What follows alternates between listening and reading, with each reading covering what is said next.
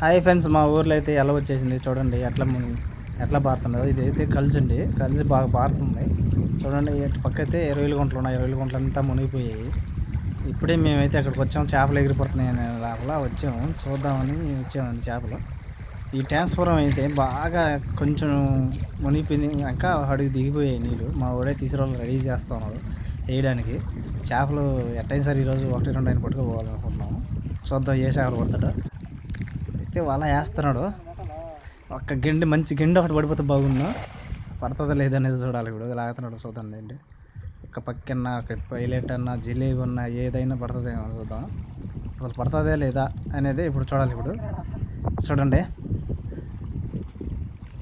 అబ్బా ఒకటి కూడా రాలేదు. ఇదైతే ఎగిరిపడ్డ కొరమేనండి, పడ్డది. ఇప్పుడైతే మేము ఆడ చింపులో వాళ్ళకి ఏందో చేపలు ఉన్నాయి అనుకున్నాము. పోయి చూస్తే గుత్తులుగా ఉన్నాయి చూడండి, తగులుకొని ఉన్నాయి బాగా. ఏందబ్బా ఇంకా కింద ఒకటి లాగుతుందని చూస్తే కింద కూడా ఒక చేప ఉండింది. వీటిలైతే తాటికొచ్చినాయి, ఈ దేనికి పనికిరావు కాబట్టి వాళ్ళకి ఉన్న పోండాయి, ఎవరు తీసుకోలేదు. ఇప్పుడైతే మీకు చిన్న చేపలు అయితే చూపిస్తాను చూడండి. అవి ఎదురు నీళ్ళకి ఎలా ఎత్తా ఉన్నారో.